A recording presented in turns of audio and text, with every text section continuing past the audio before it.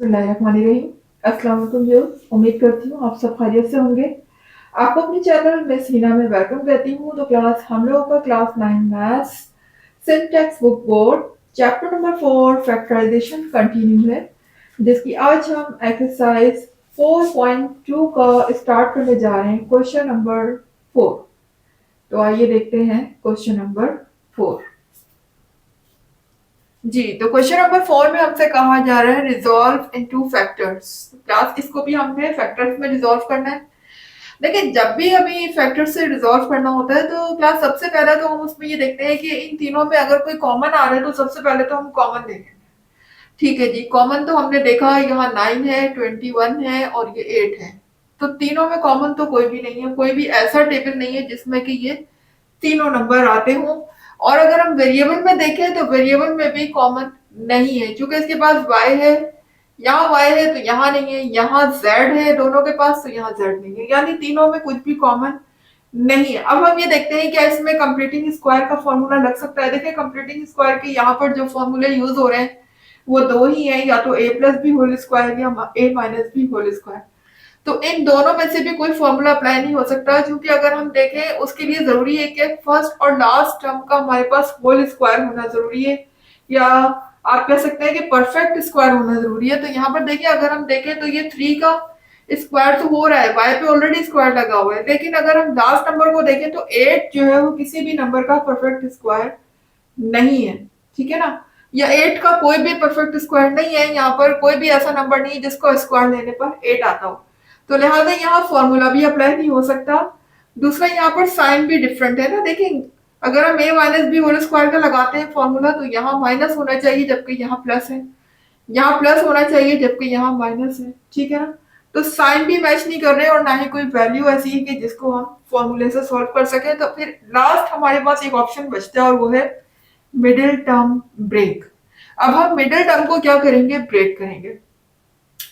अच्छा क्लास, एक बात बता दूं क्वेश्चन शुरू करने से पहले कि यहाँ पर आपकी बुक में स्टार्ट में ए लिखा हुआ है, जबकि ये ए नहीं 9 है। ये मिस्टेक है, इसको सही कर लीजिएगा अपनी बुक में। This is a 9। अच्छा, अब इनके मिडिल टर्म ब्रेक करने से पहले सबसे पहला काम जो हम करते हैं वो ये करते हैं कि इसका लास्ट कोफिशिएंट, कोफिशिएंट क्या है यहाँ पर 8। कोफिशिएंट वो होता है जो वेरिएबल से पहले लिखा होता है। ठीक है ना, वेरिएबल जो होता है वो हमारे क्या होते हैं, अल्फाबेट। जो यहाँ पर अल्फाबेट यूज हो रहे हैं वो क्या है, वेरिएबल है। अब देखिए, ये जो लास्ट नंबर है 8 या वेरिएबल यू कैन से, ये फर्स्ट नंबर के वेरिएबल से पहले क्या होगा, मल्टीप्लाई होगा। ठीक है, तो हम पहले इसको इससे मल्टीप्लाई कर देते हैं। तो 8 को जब हम 9 से मल्टीप्लाई करते हैं तो ये हो जाता है 72। ठीक है ना, अब मुझे फैक्टर इस तरह से बनाने हैं, 8 9 का 72 होते हैं, ये बात तो हमें पता चल गई। अब 72 को हमने इस तरह से ब्रेक करना है कि अगर हम दो नंबर्स को मल्टीप्लाई करें तो 72 आए, और अगर हम उनको माइनस करें तो 21 आए।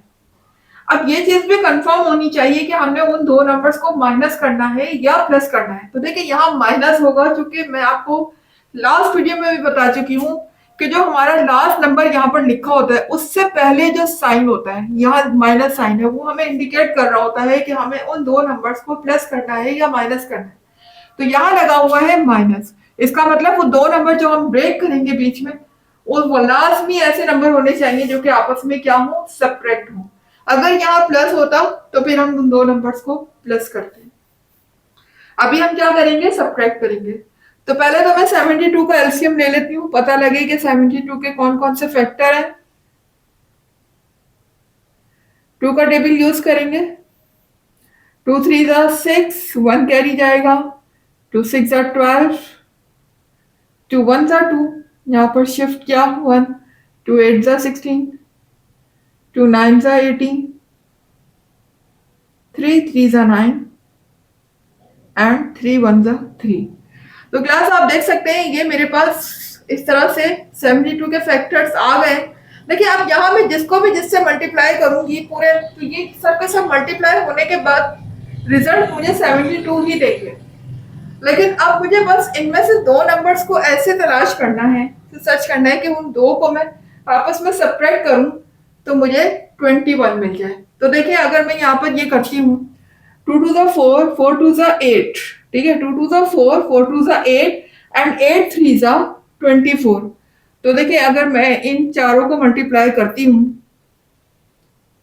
2 टू ज़ा 4, 4 टू ज़ा 8 एंड 8 3 ज़ा 24, मुझे नंबर मिलता है 24। ठीक है, अब बाकी बचा कौन, 3 बचा। तो एक नंबर तो हो गया 24, जबकि एक नंबर क्या हो गया मेरे पास, 3। अब 24 और 3 को देखें आप, तो 24 में से अगर मैं 3 को माइनस करती हूं तो मेरे पास 21 आ जाएगा। ठीक है ना, 24 माइनस 3 जब हम करेंगे तो मेरे पास इजीली क्या आ जाएगा, 21। तो मिल गए मुझे वो दो नंबर जिनको माइनस करने पर मुझे 21 मिलता है। ऑब्वियसली जब मैं 24 को 3 से मल्टीप्लाई करूंगी तो आंसर मेरा 72 आएगा, यानी कि मल्टीप्लाई करने पर 72 भी आ रहा है और सब्ट्रैक्ट करने पर 21 भी आ रहा है। तो मैं अपने दो नंबर कौन कौन से लूंगी, 21 एंड 3। तो ले लेते हैं फिर। पहले तो मेरा आ जाएगा प्लस साइन, जो साइन भी यहाँ स्टार्ट में लगा होता है हमेशा पहले वो साइन आता है। ठीक है, तो पहला हम हमेशा ग्रेटर नंबर लेते हैं, ये बात याद रखिएगा। Always you have to take the greater number first.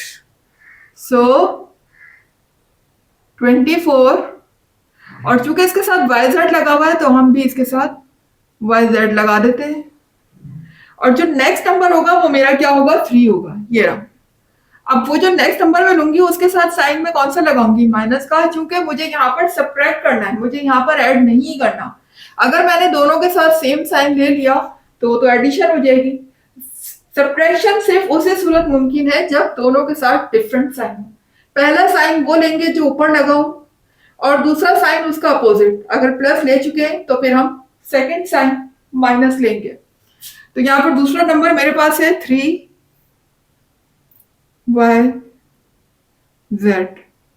Minus 8z²। जी, तो क्लास यहाँ पर अब हम कॉमन ले लेते हैं। जाहिर है कि चारों में कॉमन एक दफा तो नहीं आ सकता, हम दो दो करके कॉमन लेंगे। तो देखिए इन दोनों में क्या कॉमन आ रहा है। अगर आप देखें तो यहाँ पर देखें 9 और 24, कौन सा ऐसा टेबल है जिसमें 9 भी आता हो और 24 भी आता हो, तो यकीनन वो टेबल है हमारा 3 का टेबल ऐसा है जिसमें 9 भी आता है और 24 भी आता है। तो एक तो मैं 3 कॉमन ले सकती हूँ यहाँ पर, और दूसरा यहाँ पर y कॉमन लिया जा सकता है, क्योंकि एक एक सिंगल सिंगल y दोनों के पास है तो y कॉमन ले लेंगे, बस, और कुछ भी कॉमन नहीं है। ब्रैकेट लगाया। अब 3 के टेबल को इतना पढ़ना है कि 9 आ जाए, तो 3 3 था 9, और यहाँ पर y² था तो एक y बाहर आ चुका है तो एक y रिमेनिंग होगा, वो हम लगा देंगे। यहाँ पर देखिएगा प्लस 3 का टेबल इतना पढ़ना है कि 24 आ जाए, तो 3 8 जा 24। y चूंकि बाहर आ चुका है तो y रिपीट नहीं होगा, इसके साथ आ जाएगा z। यहां देखिए कॉमन क्या आ सकता है, यहां पर एक तो माइनस है शुरू में, वो हम लेंगे। दूसरा यहां पर देखिए z कॉमन है। नंबर्स में कोई कॉमन नहीं आ सकता, क्योंकि कोई भी ऐसा टेबल नहीं है जिसमें 3 और 8 दोनों आते हो, तो नंबर्स में तो कॉमन नहीं आ रहा कोई। अलबत्ता z जो है वो एक सिंगल सिंगल z दोनों के पास है, तो हमने z कॉमन ले लिया। यहाँ पर हमारा बचेगा 3y, और चूंकि z बाहर आ चुका है वो रिपीट नहीं होगा।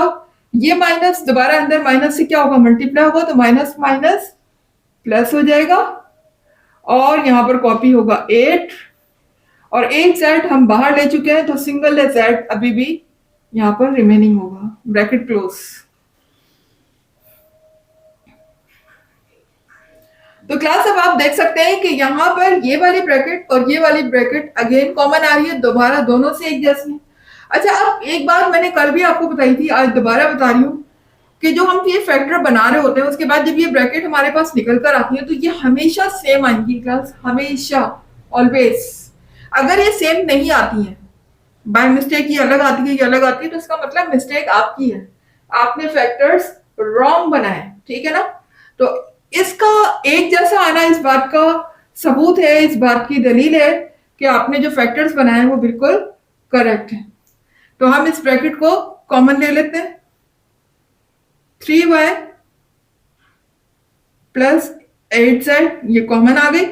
अब देखिए जब ये ब्रैकेट बाहर आ गई तो यहां क्या बचा, 3y यहां से भी बाहर आ गई तो यहाँ क्या बचा, माइनस जेड।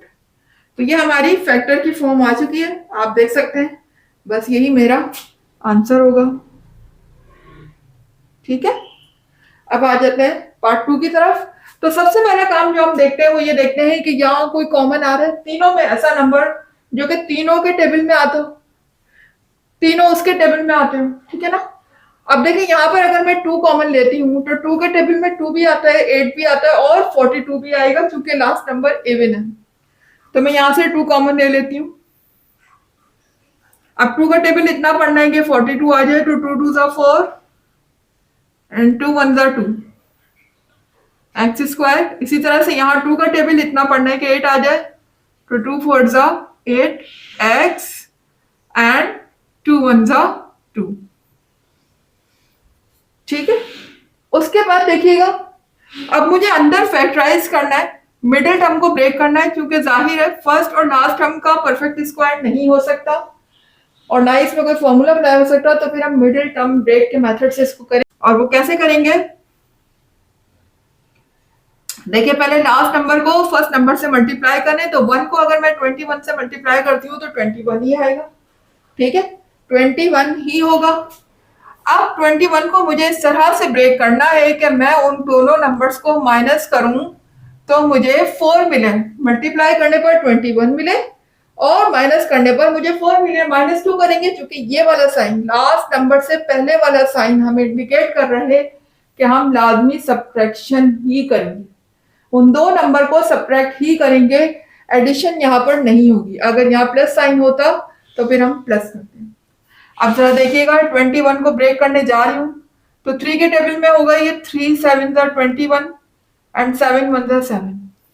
देख सकते हैं मेरे पास ये दो ही नंबर आए सिर्फ, और 7 में से जब मैं 3 को माइनस करूंगी तो यकीनन मेरा क्या बचेगा, 4। तो ले लेते हैं फिर यहाँ पर 7 एंड 3।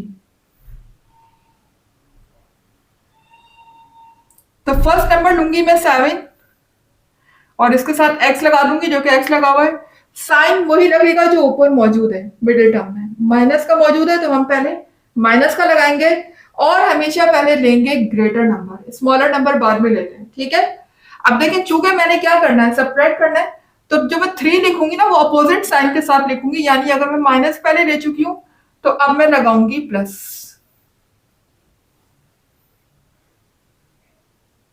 उसके बाद एज इट इज कॉपी हो गया, ब्रैकेट क्लोज। अब ये 2 बाहर ऐसे ही लगता रहेगा।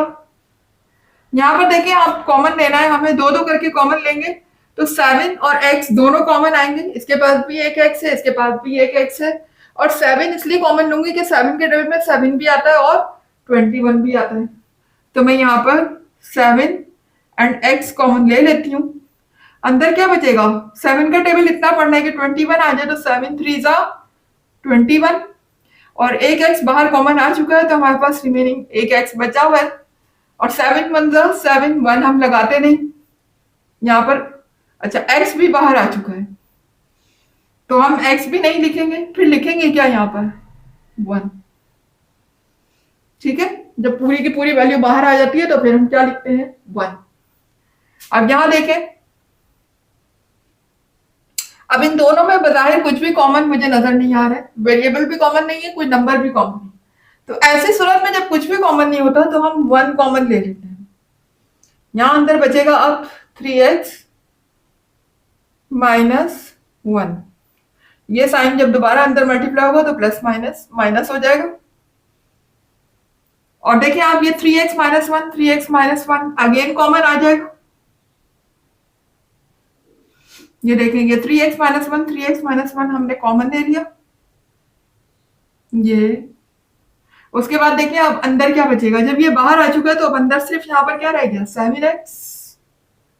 इसी तरह ये ब्रैकेट यहां आ चुकी है बाहर, तो अब अंदर क्या बचा, सिर्फ +1 जी। तो ये आ गए मेरे फैक्टर्स और यही मेरा आंसर होगा। अब आ जाते हैं नेक्स्ट पार्ट की तरफ। तो क्लास आ गए क्वेश्चन नंबर 4 के पार्ट 3 की तरफ। देखिएगा पार्ट 3 में सबसे पहला काम जो हम देखेंगे वो ये देखेंगे कि इन तीनों में कोई चीज कॉमन आ रही है, कोई वैल्यू ऐसी है जो कॉमन है। तो देखिए 4 के टेबल में 4 भी आता है, 12 भी आता है, लेकिन 5 नहीं आता। तो इन दिनों में फिलहाल तो मुझे कोई चीज कॉमन नजर नहीं आ रही है, क्योंकि 5 ऐसा नंबर है जो कि सिर्फ अपने ही टेबल में आता है, इसके अलावा किसी और टेबल में आ ही नहीं सकता, तो लिहाजा कॉमन तो नहीं आ रहा। अब देख लेते हैं क्या इसमें कोई फॉर्मूला अप्लाई हो सकता है परफेक्ट स्क्वायर का, तो वो भी नहीं हो सकता, क्योंकि फर्स्ट नंबर का तो स्क्वायर बन रहा है, 4 का भी स्क्वायर है, 2 का भी अगर हम 4 देखें तो वो 2 का स्क्वायर होता है, x के ऊपर भी स्क्वायर लगा हुआ है, फर्स्ट नंबर का स्क्वायर अगर हो भी जाता है तो लास्ट का स्क्वायर नहीं हो रहा, यहाँ पर 5 है, तो लिहाजा यहाँ पर फॉर्मूला भी अप्लाई नहीं हो सकता। तो फिर हम क्या करेंगे, मिडिल टर्म ब्रेक। अब मिडिल टर्म ब्रेक में क्या करते हैं हम, सबसे पहले लास्ट नंबर फर्स्ट नंबर से मल्टीप्लाई होगा, यानी 5 को मैं मल्टीप्लाई किससे कर दूंगी, 4 से। ठीक है, 5 को सबसे पहले 4 से मल्टीप्लाई करूंगी तो क्या हो जाएगा, 5 4 सा 20 हो जाएगा, और 20 को अब मुझे ब्रेक करना है इस तरह से कि मुझे 12 मिल जाए। अब मुझे यहाँ पर देखिए पहले हमें क्या करना था, माइनस करना था, लेकिन अब मुझे क्या करना है, यहाँ पर प्लस करना है। कैसे पता चला प्लस करना है, क्योंकि लास्ट नंबर से पहले वाला जो साइन है, हमेशा याद रखिएगा जो लास्ट है, ये लास्ट नंबर से जो पहले वाला साइन है, ये हमें इंडिकेट कर रहा है कि हम प्लस करेंगे उन दो नंबर को या माइनस करेंगे। तो चूंकि यहाँ पर प्लस साइन लगा हुआ है, तो हम लाजमी सी वो दो नंबर जो यहाँ पर ब्रेक करेंगे वो आपस में क्या होंगे, ऐड होंगे। तो 5 4 20, 20 के हम पहले फैक्टर बना लेते हैं एलसीएम लेकर। ये हो जाएगा 2 10 20, 2 5 10, 5 1 5। अब हमें दो नंबर्स ऐसे लेकर आने हैं जो कि प्लस करने पर मुझे 12 मिल जाए। तो अगर मैं यहां पर ये करूं,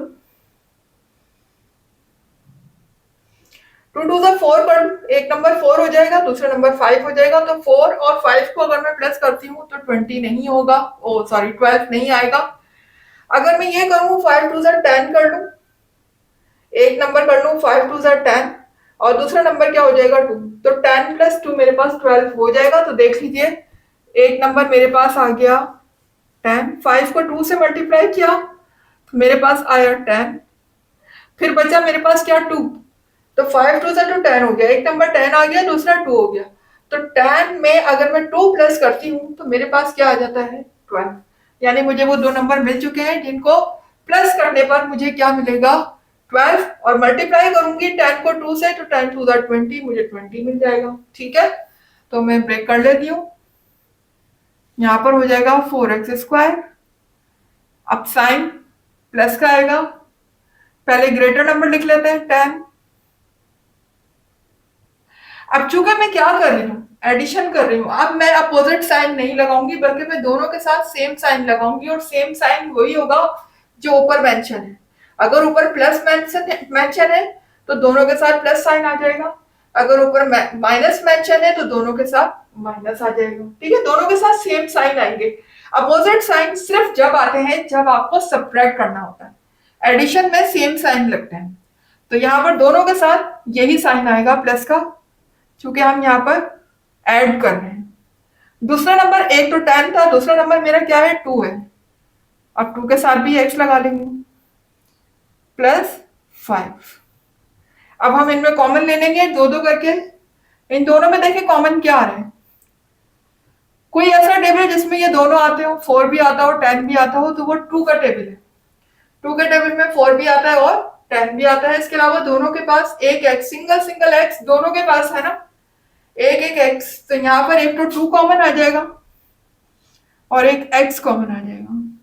अंदर देखिए क्या बचेगा, 2 का टेबल इतना पढ़ना है कि 4 आ जाए, तो 2 2 जा 4, और चूंकि x² था, एक x बाहर कॉमन आ चुका है, तो रिमेनिंग कितने बचे 1x, और 2 का टेबल इतना पढ़ेंगे 10 आ जाए, तो 2 5 जा 10,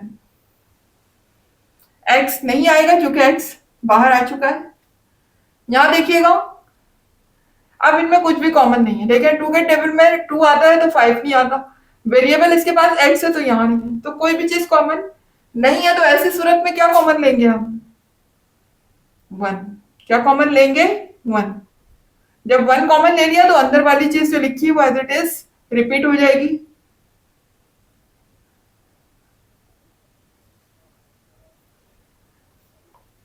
तो क्लास अब आप देख सकते हैं अगेन हमारे पास ये वाली ब्रैकेट और ये वाली ब्रैकेट सेम आ चुकी है, हम इसको दोबारा कॉमन ले लेते हैं, तो ये हो जाएगा 2x प्लस 5।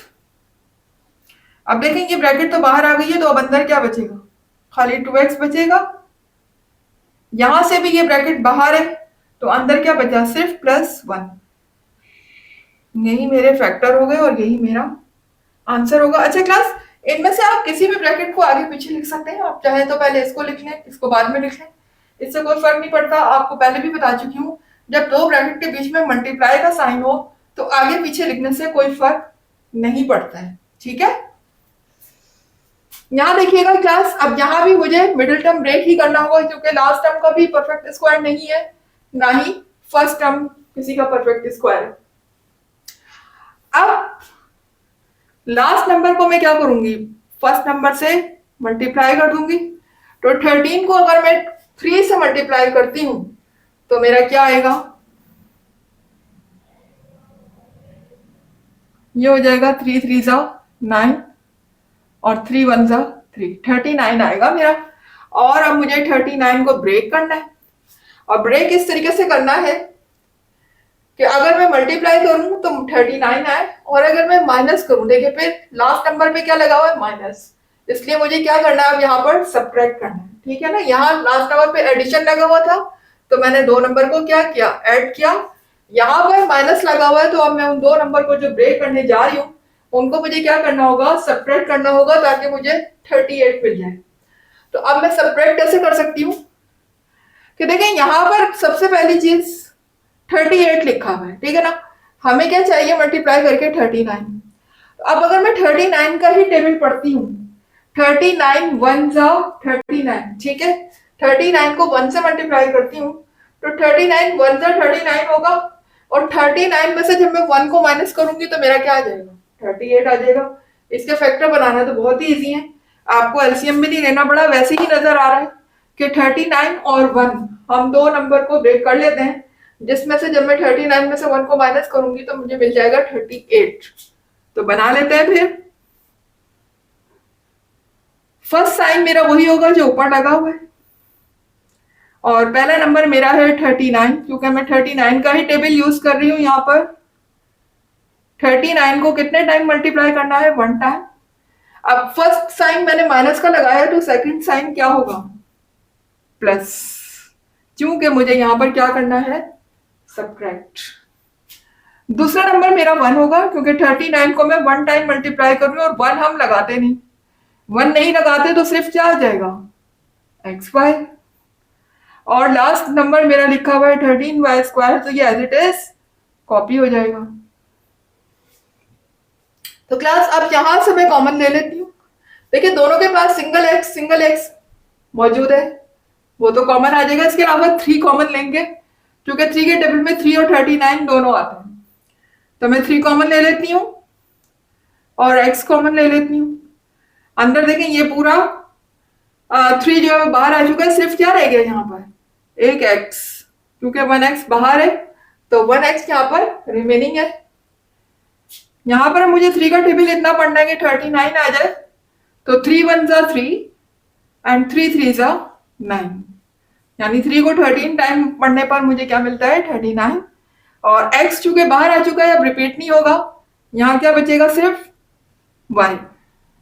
यहाँ देखिए क्या कॉमन आ रहा है, दोनों के पास y मौजूद है, सिंगल y दोनों के पास है, तो हम y कॉमन ले लेंगे।